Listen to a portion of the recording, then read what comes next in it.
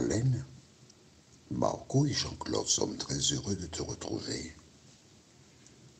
Nous achevons ce mois d'août, le plus beau mois de l'année,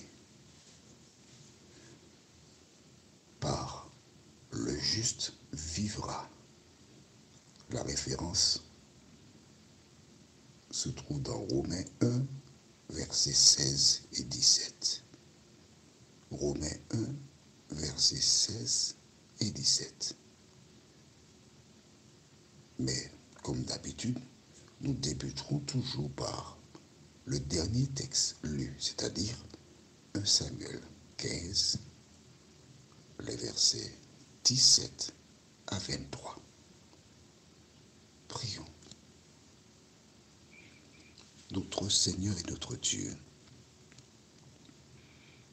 nous avons achevé ce mois d'août et nous sommes heureux de revenir vers toi encore. Car comme Jésus déclara, l'homme ne vivra pas de pain seulement, mais de toute parole qui sort de la bouche de Dieu. Alors Seigneur, nous sommes attentifs à ta parole. Merci de continuer de nous éclairer, de nous faire du bien. Au nom de Jésus, pour ta gloire éternelle. Amen. Rappelle-toi, Dieu avait sélectionné Saül, qui devait le premier roi d'Israël. Et quand il entendit cet appel, il a marqué un temps d'arrêt, Saül, parce qu'il se croyait indigne d'être le premier roi d'Israël. Sur quoi je me base? Lisons dans 1 Samuel chapitre 15, verset 17. Samuel connaît très bien Saül parce que c'est lui qui a versé l'huile sur la tête de ce dernier et qui lui a dit que Dieu l'avait appelé pour être le premier roi d'Israël. Quel honneur! Et quelle fut la réaction de Saül? 1 Samuel 15, verset 17.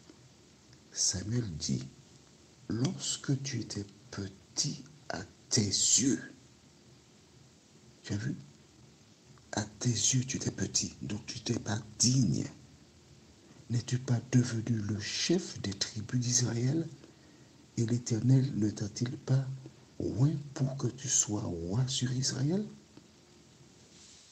Il était petit. Pour lui, non, c'est pas pour moi ça. Ah non, je ne peux pas. La Bible déclare, l'humilité précède la gloire. Et quand Satan a vu que Dieu a choisi Saül, qu'a-t-il fait? Il a commencé à jouer dans la tête de Saül. Il a cherché à mettre une séparation entre Saül et Dieu. Il a incité Saül à désobéir à la parole de Dieu. Parce qu'il sait très bien qu'à partir du moment où Saül désobéira à Dieu, il aura choisi le camp de Satan et il sera perdu. Lisons la suite du récit. Verset 18. L'Éternel t'avait fait partir en disant, va, et dévoue par interdit ces pécheurs, les Amalécites. Tu leur feras la guerre jusqu'à ce que tu les aies exterminés. C'est ce que Dieu a dit à Saül de faire. Et que s'est-il passé? Le verset suivant, verset 19. Pourquoi n'as-tu pas écouté la voix de l'Éternel? On s'arrête ici. Pourquoi n'as-tu pas écouté la voix de l'Éternel?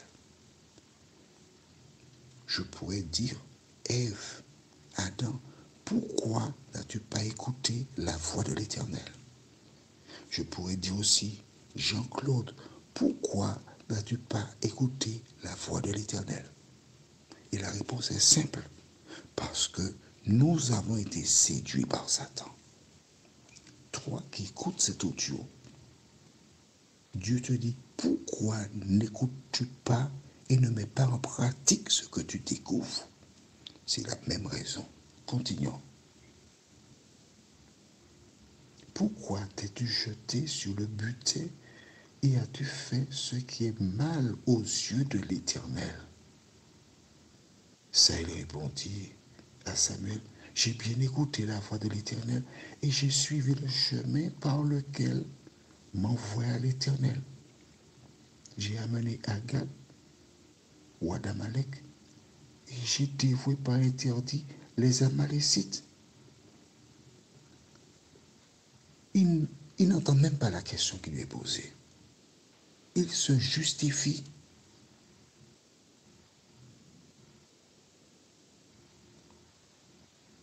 Verset 21. Mais le peuple a pris sur le butin des brebis et des bœufs comme prémisse de ce qui devait être dévoué afin de les sacrifier à l'Éternel ton Dieu. Est-ce que Dieu avait demandé cela? Non. Alors pourquoi fais-tu ce que Dieu n'a pas demandé? Lisons les versets 22 et 23.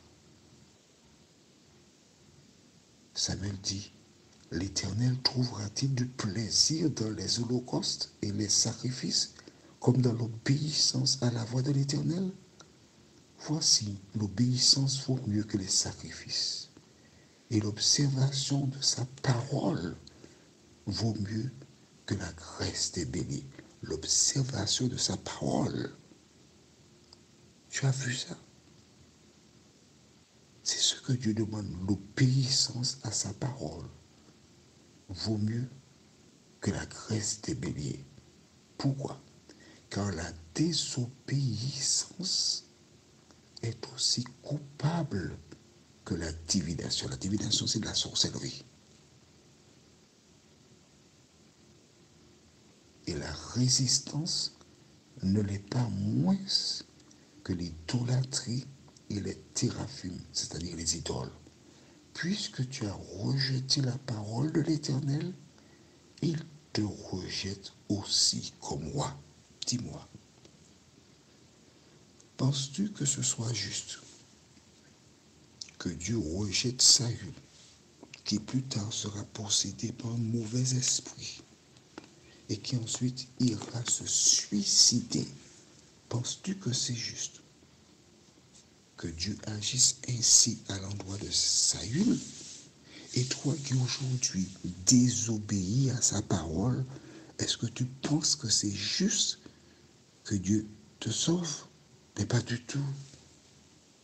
Puisque Dieu ne change pas. Il est le même hier, aujourd'hui, demain, éternellement. Ce qu'il réclamait des hommes par le passé, il réclame toujours la même chose. Toujours la même chose. Allons donc à notre référence du jour, Romains 1, versets 16 et 17. Romains 1, versets 16 et 17 déclare, car je n'ai point honte de l'évangile de Christ. C'est une puissance de Dieu pour le salut de quiconque croit, du juif premièrement, puis du grec. En écrivant ces paroles, Paul vivait dans ce temps-là. Dieu s'était adressé d'abord à Abraham qui devait Abraham. Et c'est à partir de cela que la bonne nouvelle a été prêchée.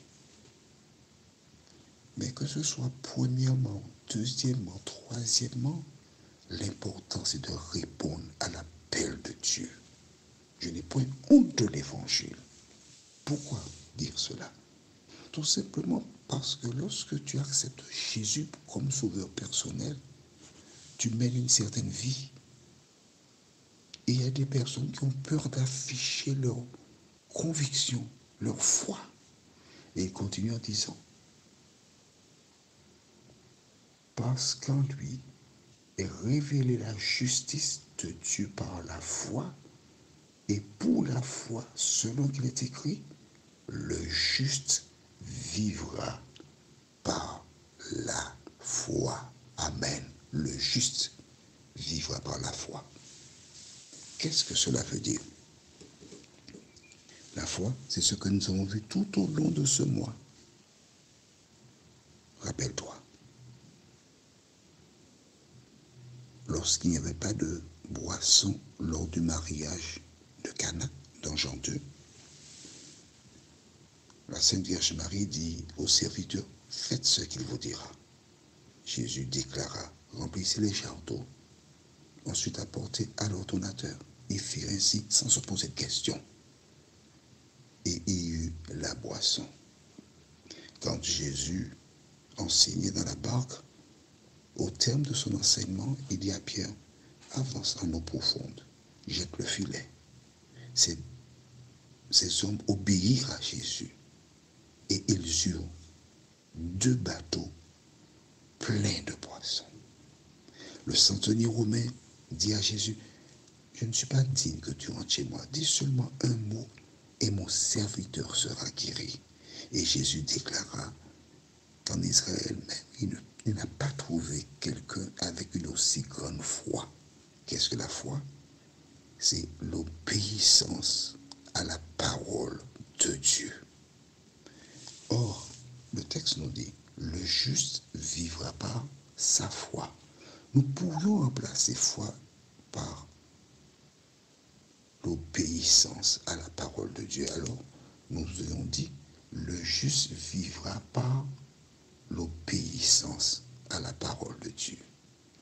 Toi qui entends, toi qui écoutes depuis fort longtemps, que fais-tu de la parole de Dieu? Que l'Éternel continue de te bénir, qu'il t'aide à mettre en pratique la parole, parce que c'est cela la foi.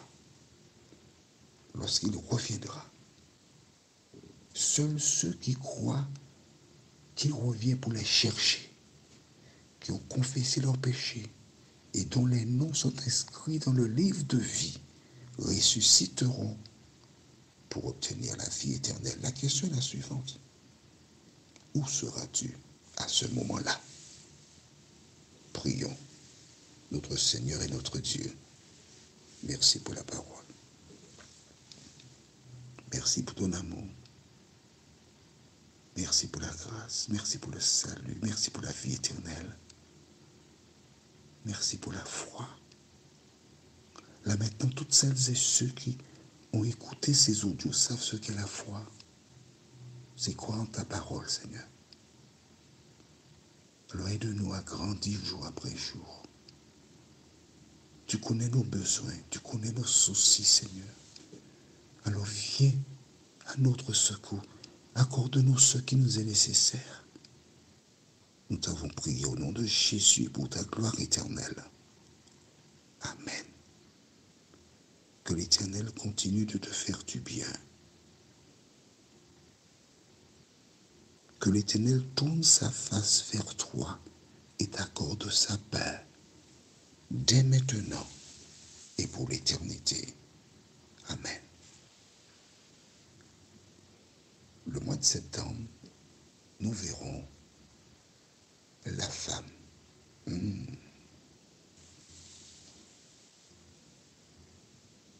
Notre première étude sera une aide semblable. La référence est Genèse 2, verset 18 et Genèse 1, verset 31. Genèse 2, verset 18 et Genèse 1, verset 31. Il me tarde de te retrouver.